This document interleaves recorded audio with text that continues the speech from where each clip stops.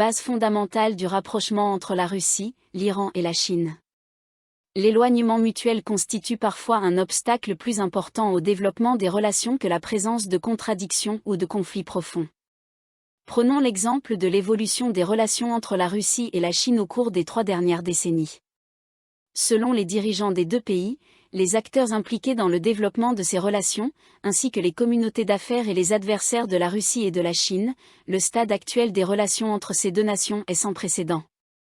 Je rappelle que ces relations ont évolué à partir d'une situation de crise, il ne s'agissait pas simplement d'un éloignement mutuel, mais d'une hostilité ouverte qui avait donné lieu à des conflits armés. Néanmoins, depuis la fin des années 1980, les 2 pays ont décidé de revoir leurs relations et de chercher des moyens de les porter à un nouveau niveau. Cela a conduit à une série de négociations qui ont permis de formuler les principes fondamentaux des relations bilatérales et de développer une compréhension commune russo-chinoise de l'évolution du système international dans son ensemble. Une liste de ces principes a été consignée dans la Déclaration commune russo-chinoise sur un monde multipolaire et la formation d'un nouvel ordre mondial en 1997. Une disposition importante de ce document était le consensus sur les principes fondamentaux, reposant sur la reconnaissance mutuelle de la souveraineté des pays, l'engagement à ne pas interférer dans les affaires intérieures et le respect des intérêts réciproques.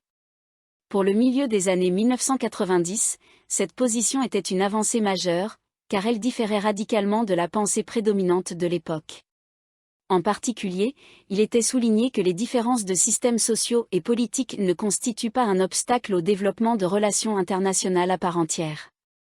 2 processus politiques majeurs ont été attachés à ce cadre politique national. Tout d'abord, les négociations pour résoudre les revendications territoriales, ensuite, la fourniture de garanties de sécurité bilatérale aux États tampons, les pays situés entre la Russie et la Chine. Nous observons cela aujourd'hui dans l'interaction russo-chinoise concernant la Mongolie et les pays d'Asie centrale. Ni les cycles électoraux de ces pays, ni les tournants brusques de leur vie politique intérieure ne les ont transformés en un terrain de conflit entre les intérêts chinois et russes, contrairement à ce qui se passe en Europe de l'Est. L'éloignement dans les relations russo-iraniennes diffère de l'hostilité initiale entre la Russie et la Chine, qui a finalement été surmontée. Nous comprenons que cette relation ne repose pas sur une confiance inconditionnelle. La Chine a ses propres intérêts dans différentes parties du monde, notamment en ce qui concerne la crise ukrainienne et les événements au Moyen-Orient.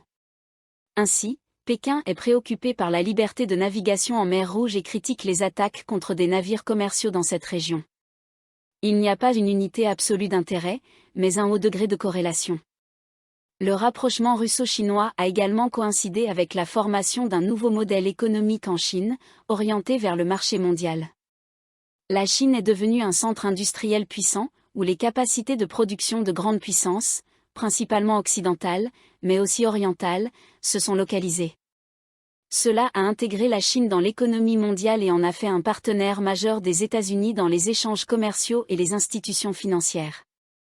Le dilemme chinois actuel est que les politiques stratégiques des États-Unis et de la Chine sont maintenant en complète opposition et que les événements en font inévitablement des adversaires, indépendamment de leurs intentions. Objectivement, ils sont devenus des rivaux structurels. Cette circonstance est commune à la Chine, à l'Iran et à la Russie, car les conditions structurelles nous rapprochent dans notre évaluation de l'environnement international. Le paradoxe de la situation est que la Russie, l'Iran et la Chine sont des États autosuffisants capables de fonctionner de manière autonome, en s'appuyant sur leurs propres forces, sans ressentir le besoin d'écraser ou de vaincre leurs adversaires. De ce point de vue, l'expérience de l'Iran, qui subit la pression des sanctions depuis plusieurs décennies, est unique. Parmi ces réalisations, on peut citer le développement d'un système gouvernemental, économique, médical et éducatif indépendant, original et efficace, ainsi que des avancées technologiques significatives, dont la mise en place d'un programme spatial indépendant. Téhéran a accompli tout cela sans dépendre d'une aide extérieure.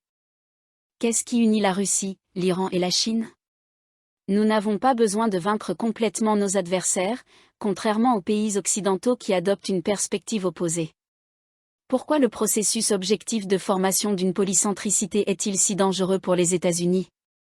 Parce qu'il s'agit d'un processus progressif qui rééquilibre le PIB nominal des pays du monde avec le pouvoir financier et économique mondial. Le marché boursier américain est 187% plus important que le PIB national, tandis que les marchés boursiers d'autres pays représentent environ 40 à 50% de leur PIB.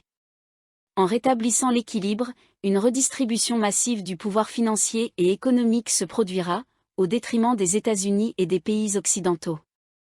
Cela se produira indépendamment de l'existence ou non d'une crise militaire, l'économie mondiale s'adapte, et cela arrivera inévitablement. Un facteur important qui continue de soutenir les ressources et l'unité de l'Occident est que la communauté occidentale, centrée autour des États-Unis, repose sur un cadre normatif unique qui trouve son origine dans le protestantisme chrétien et l'éthique du travail qui en découle. Cette éthique a été universellement adoptée par la plupart des grands États occidentaux et est désormais perçue comme un modèle de comportement au sein de cette grande communauté. Il n'existe pas encore de méthode d'action uniforme dans la communauté BRIC, parmi les États non occidentaux, ou dans les relations entre la Russie, l'Iran et la Chine. Je pense qu'une tâche importante à ce stade serait de lancer un débat sur ce que pourrait être un cadre normatif unifié, et si cela est possible. Lors de mes visites à Téhéran, j'ai souvent rencontré l'idée que l'économie doit toujours céder à la souveraineté et à la dignité humaine. Les experts qui observent les délégations russes se rendant à Téhéran notent que de telles interactions n'ont pas beaucoup d'effets immédiats. Le processus de communication avec les interlocuteurs iraniens ne doit pas être axé sur des objectifs immédiats, il doit créer une atmosphère de confiance, de respect mutuel et de reconnaissance de la dignité du partenaire avant de passer à la discussion des questions liées à l'atteinte d'un objectif commun. En ce sens, nos pratiques d'interaction et nos cultures d'affaires diffèrent.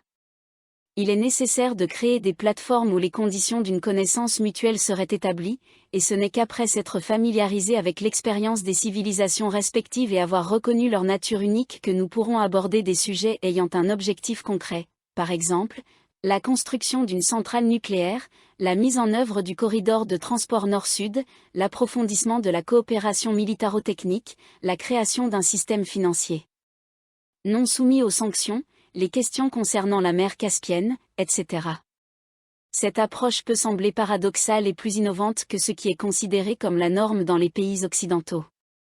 Là-bas, la confiance se fonde essentiellement sur la garantie financière d'un prêt ou d'une transaction, car c'est la base de l'interaction dans l'éthique protestante, les fondements matériels sont très significatifs dans le système occidental. Qu'est-ce qui pourrait servir de base immatérielle de confiance dans les relations entre la Russie et l'Iran ? C'est une question très subtile et profonde qui touche aux relations entre des puissances ayant leur propre chemin civilisationnel. Je pense que trouver la réponse à cette question clé nous permettra de progresser plus rapidement vers l'établissement de relations russo-iraniennes de meilleure qualité et d'améliorer la nature du système international, que nous aspirons à rendre polycentrique.